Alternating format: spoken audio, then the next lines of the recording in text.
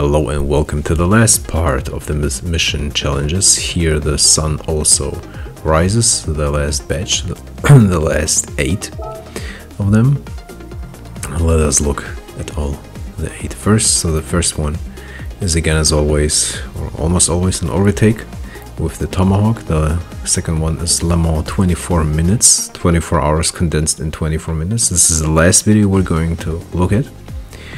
Now the next one will be the cone challenge, the next one the last acceleration tests, which will be 1000 meters, not 400, so 1 kilometer. Next one with the 2J and Overtake mission, then the drift mission, the last one again, obviously, and the last one, lap magic in Le Mans with the amazing Porsche 919 hybrid. And the very last mission challenge, which will be the second to last video we're going to look at, is a 20-minute race on Mount Panorama, I believe, right? Yeah, with the Jag group 3 it should be. So here the first test, the second quickest on my chart, friend's chart, not too bad. An Overtake on Laguna Seca with the American SRT Tomahawk, which is a VGT, a concept car. Or the Group 1 version, I believe. It's still a concept car though, on some American car on American track. Racing middle tires here. Good car though, and great track. You know, who doesn't love Laguna Seca?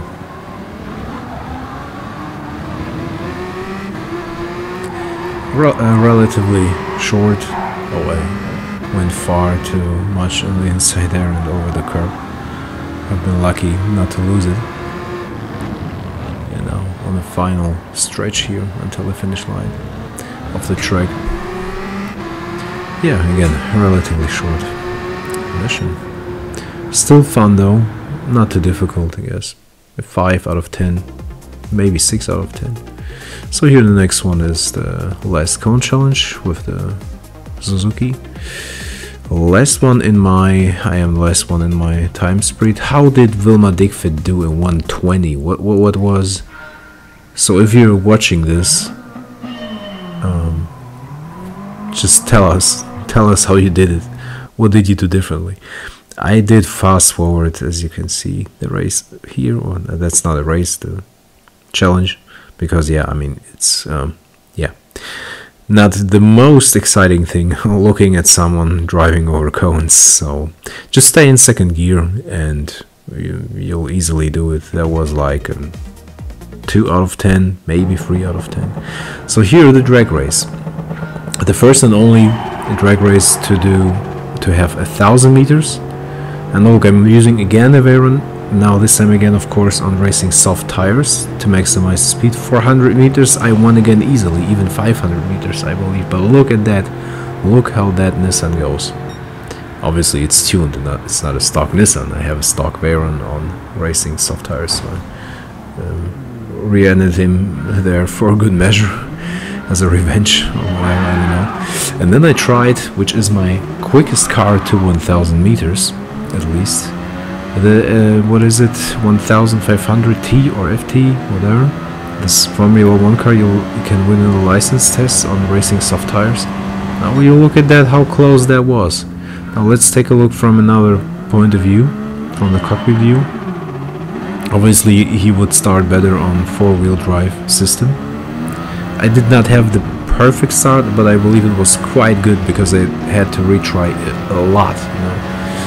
Quite a few times, and as you've seen, important is to go right behind him. And what makes this test for me so special, so fun and funny kind of, is because I literally had the exactly same time as he did to the 1000th of a second, which you cannot see here in the replay system, unfortunately again, but the game did show it in real time when you would do the mission. And yeah, I just loved it, you know, winning by not even 1000th of a second, but being exactly as quick as your opponent and you can't go much quicker with that car at all, maybe a few thousandths of a second, you know. It's not the best car to start, very difficult. So that, yeah, again, was a very special challenge to me. The amazing result, and barely made it. I mean, I literally could not have been 1/1000th of a second slower, then I would have lost already. So that was kind of really cool. Yeah, that was for that challenge. So if you want to win, you need something that is quicker on 1000 meters than the Formula 1 car I used. Okay, now here the Overtake pass challenge with the 2J from 70. It is this very unique race car that used propellers and created, well, what would that be called in English? Under pressure? Would you say it that way? Like beneath the car, and it would suck the car to the road with the help of the propellers and the turbine engines. So this was their concept, and it was so revolutionary, so advanced for the time back then, that they just were completely unbeatable. They like really wiped the floor with all competition. The car was, well, I mean, in a sense, it was very futuristic. They just had a good idea, you know, and they pulled it off really well, especially for the technology they had back then. But today it just looks like a driving box, you know, like a driving refrigerator, cumbersome box. But still an extremely impressive, very cool concept from back then. And it is still very quick through the corners, you know, very capable because of its technology, its used technology. I would rank the challenge, the last we've seen with the 2J, difficulty wise, maybe a 7.5 out of 10. It's rather hard to control the car. So this last drift challenge is indeed the hardest one.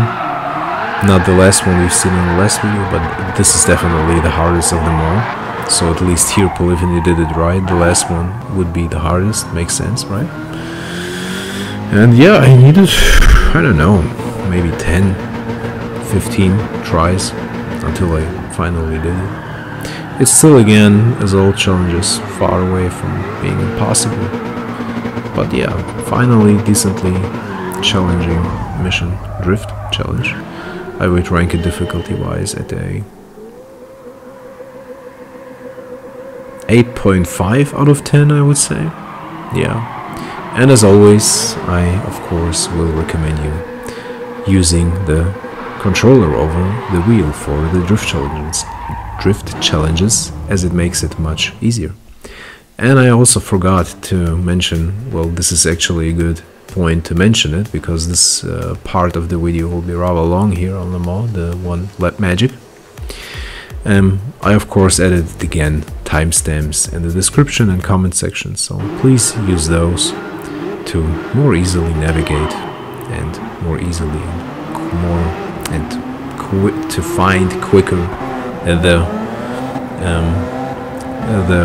certain mission challenge you're looking for to go. Yeah, so you're obviously, as already mentioned, driving here with the Porsche 919. I was switching a little bit between the cars to see and listen to the other cars. I did not drive any of them in GT7 yet. And the 911 GT1 Straßenversion, street version. This one is new to the GT series, and so is the Porsche Carrera GT, for which I have been waiting, well, since the car released to be featured in a GT. And since Porsche was first featured in GT Sport, I was of course eagerly waiting for when it would finally be added. It was not added in GT Sport via DLC, although that applied to many cars, so yeah, I was definitely disappointed they didn't do it. But yeah, to me it's the most important Porsche, or it's my favorite Porsche. So very subjectively, to me, the most important Porsche. And of course, I'm super glad it's finally in the game. Great car, you know. I can't wait to try it out in the game. I'll say more about that later on in the video. So we did overtake the Carrera GT9, now the 962C, the Le Mans winning race car there on the right side from Porsche, of course. And of course here overtook also this, again, 911 GT1 street version in its original name, Straßenversion. And the next Porsche to hunt down would be the 911 GT3 from GT Sport, model 2019, I believe, or 17, or even 15. Well, not older than 15, pretty sure, yes. But it might have been 15 actually. It's 7 years old already by now. Still an amazing car, very capable. And look at just how slow modern Le Mans cars are. I am in his slipstream. I barely keep up with a 7-year-old sports car or supercar from Porsche with a 1 year younger, no actually, yeah, I believe 1 year younger, Group 1 Le Mans race car from Porsche. So top speed is definitely not the strength of the modern Group 1 Le Mans cars. I was switching to the cars here, and I believe I will again go 10 seconds back just to see what kind of top speeds they did reach. Remember, the AI doesn't really push and max the cars as a player could do, and he does not have the slipstream, and he was still, I believe, pretty much exactly the same top speed as I was at that part of the track. So yeah, the 911 GT1 street version and the Carrera GT especially are very quick towards the top end compared to my here 919 hybrid. So that was 1 and 2. Here is the second Porsche, or second to last, we're going to overtake in white 911 GT3 from 2001. And then now the last one, the yellow 911 Carrera CS, right? And there I overtook him. So quite a few seconds before the finish line. This is a very easy challenge. It was my second attempt though, I believe. Or no, that's my very first attempt. Not just gold attempt, but my very first attempt overall. So I would rank it, 3 out of 10 possibly, so very easy. And here I thought it would be nice to show off the replay, you know, amazing field of cars, all high-end Porsches for their time, and especially being, as I already mentioned, being featured for the very first time, the Carrera GT and 911 street version. I thought it would be nice to show them off, to have a look at them. And also because I still do not possess them in the game. So yeah, I was about to say a bit more about that, especially here about the Carrera GT, which is just, look at it and listen to it, and it's just, I love this car so much. Yeah, that didn't really recreate its engine noise that accurately, but it's fine. It's okay. I can live with it. I mean, the new games, especially GT7, sound like the engine now sound a billion times better than the GT, especially 4 that might have had the worst sound of any GT engine sounds, you know. Yeah, it was bad. It was really bad. So that's a big improvement already. So what I was about to say about buying and possessing the Porsche Carrera GT.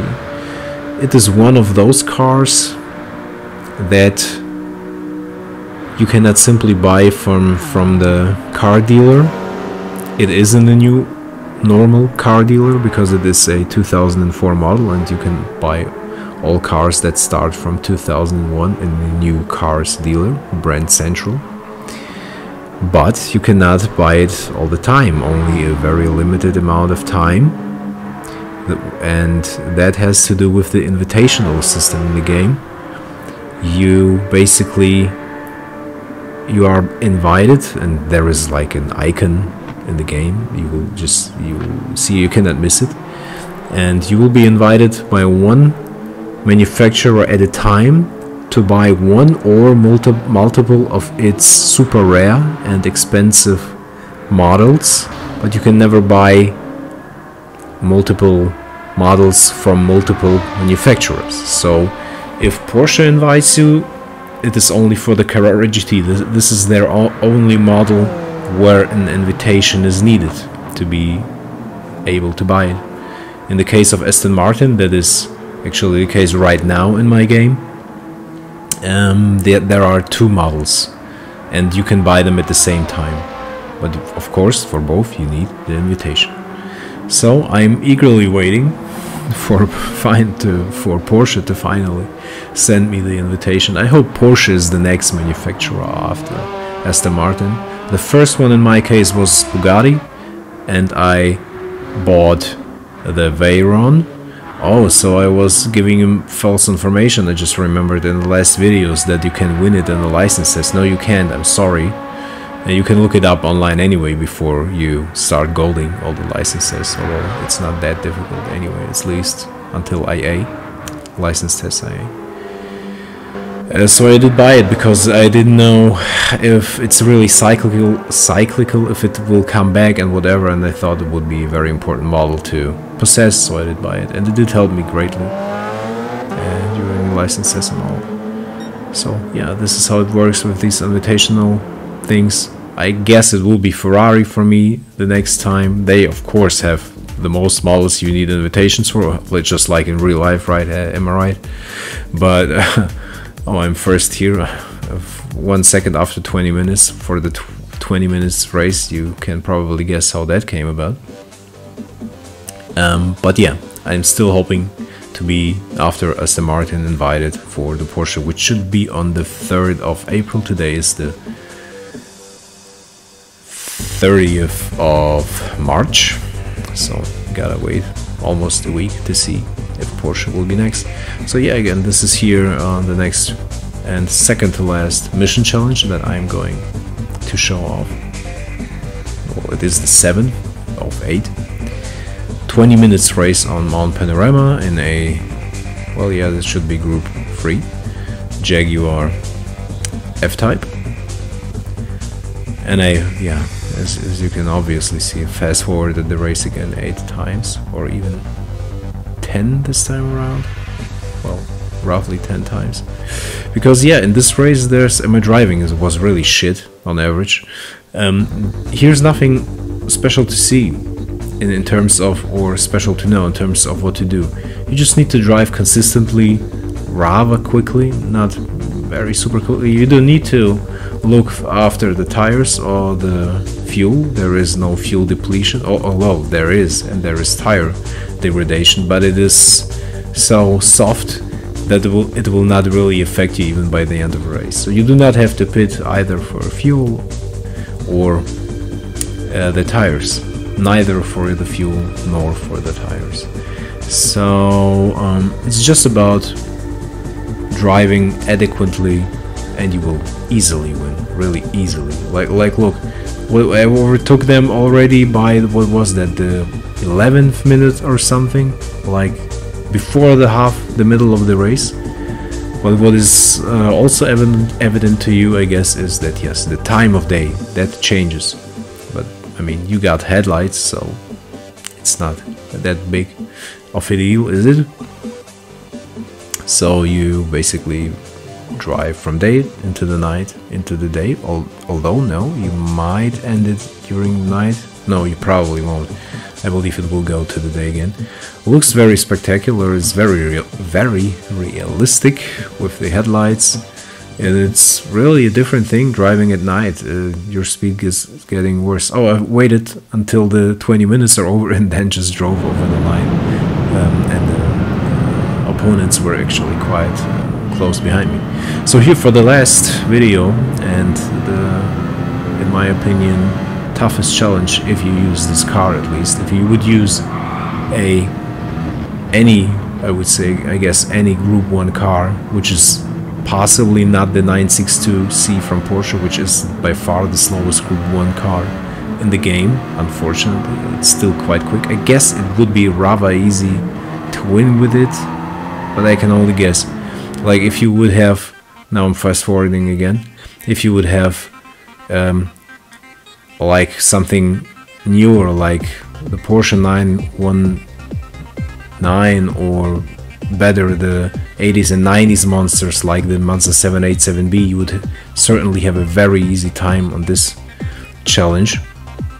But I didn't have this car, so I didn't want to spend money, because you win this Formula 1 car in the license tests or in one of the mission challenge batches. I thought, why not try it? Why not? So the first 2 laps you're driving on fuel depletion 1, full throttle, and you pit in the second lap because your fuel will be depleted, and it is part of the strategy. Now what you need to do is to get full fuel, you know, to refuel your car completely, and you need to switch already in the second lap to wet tires, not intermediates, definitely wet.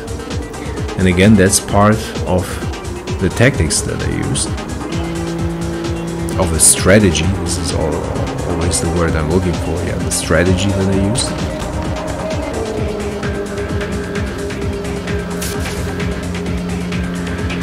I did try this race a few times, and you will see how close it will be at the end. And it was literally the only car I could use for this race. The Red Bull competition had a weird bug, or has a weird bug, where on the controller and on the wheel the car just slams to the sides and you cannot simply not control it, you cannot keep it on track. So this was literally the only time I could use without spending money on any other car, and this is the only strategy that worked for me. So after driving out of the pit lane, use fuel depletion 6 or 5 is the lowest, right? 5 or 6, so the lowest.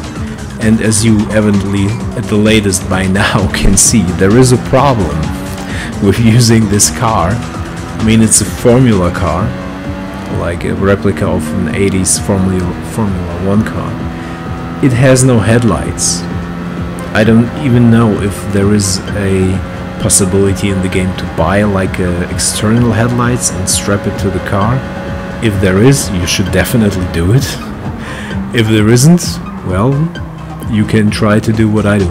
And as you can see also now that in the third lap it starts to rain, so if you try to go for 3 laps with less fuel depletion, you will do it by the distance, but the tires, the soft racing tires, will be just will not be enough by the end of the third lap, and you can simply not keep the car on track without spinning the entire time, even using traction control. And you will just lose far too much time against your opponents. So this is with my strategy, this is the only possibility how you can, by the end of the second lap, going from racing softs, doing the first 2 laps on fuel depletion 1, changing to wet tires, full refueling the car completely, and directly after exiting the pit stop, switching to fuel depletion 5 or 6, depending on what is the lowest. I cannot remember. What you cannot see here in the replay, unfortunately, there are quite a few important, I think, informations missing, like the time, real-time difference between you and the opponents as well. But what the game does not show in the replays as well is, or are, these yellow markers on the track that show you the apexes of the turns. So they help greatly here during the night driving this car to approximate where the track is actually situated, you know, and where the apexes are, so you don't come off the track in the wet, which is in itself quite challenging to drive. But I thought, you know, why not give it a try? But look at this, how dark it can get. well, here you can see the markers for the punishment you might get if you get off track. But the other yellow markers I'm talking about, you can only see them during the race. I believe they are standard. You don't need to separately activate them in the game, I believe. If so, then definitely do so, because without them you will definitely not do it. That it will be just too difficult without them. You know, here you might see something, but on the very dark patches you need those yellow markers to approximate where the track is. You might need 1 or 2 retries, obviously, and as you can see, I'm still getting off track from time to time slightly and losing slightly some time, which in the end effectively did not cost me time. You will see what I mean by the end of the race. But yeah, that is for the end of the race. So here at the start finish line, it's rather easy to see where to go. And here, as you will see, I almost spun, almost lost it. Well, I did spun a little, but not completely, didn't lose it completely. And as you can see, I'm using traction control on 4, I believe. Pretty sure on 4, so very high already. And the tires are still, although they are fresh, spinning all the time because it's so wet. So it's definitely not an easy task maneuvering this missile, you know, around the track, this wild car, which it really is, in the wet and then in the dark without headlights. So yeah, again, you might need 1 or 2 or more retries to memorize the track well enough, but it's possible. If you're such cheap, how do you say, cheapsteak like me, or cheapsake, how do you say it, then yeah, just go for this Formula car and try a few times until you memorize the track enough. And the yellow way markers are enough of a help that you might survive the night if you want. So, and it's very important to be at this part of the race, to be as quick as you can, even also on the straights, because the opponents are very conservative during this part of the race in the 4th lap, and you can win a lot of time on the straights compared to them. That might look different now, but look how I will get away from him now. Look at that. So they're very conservative, and yes, you can make up a lot of time, and you will need it definitely as well. So without some of the mistakes I did, you know, almost spinning out like 3 times or something, obviously you would have like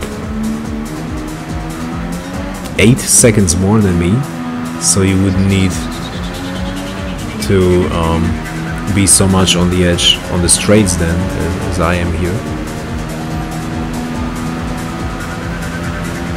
And as you can see, it slowly starts switching to the daytime, and from here on you could already see, and well, wouldn't need headlights anyway.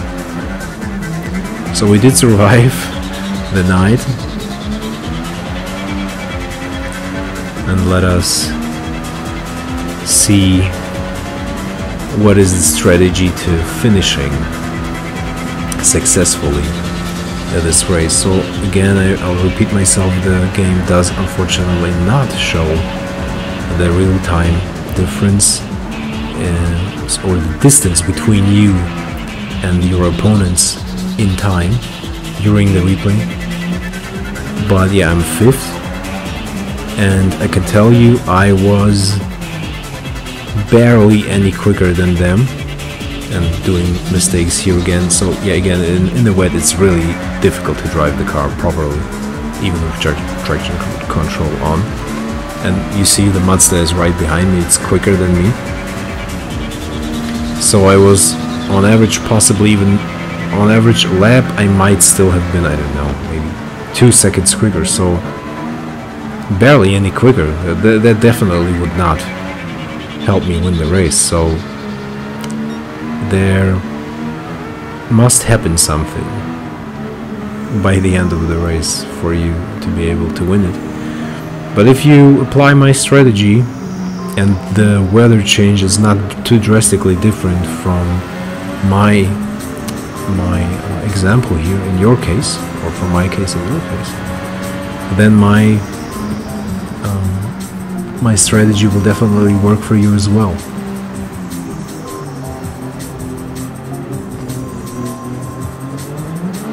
As you would probably already have guessed, this is a one-stop strategy, and this lap I did fast forward again, the 5th lap, which is, well, I'll spoil you the second to last lap. Nothing too major will happen. We do overtake a few cars, but that doesn't change our position on track. And here we're starting with the last lap of the race. You can absolutely do 7 laps in this race, but not in this car, and at least not with a one-stopper. With this 2-stopper it would be possible, but not with a one-stopper, because I'm driving all the time after the pit stop on the highest fuel saving mode, of course, not depletion mode, saving mode. I believe I said it the whole time wrongly.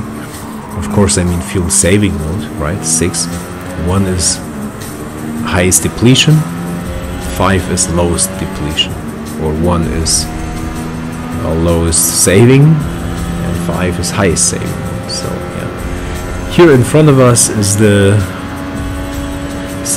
Mercedes Sauber C9,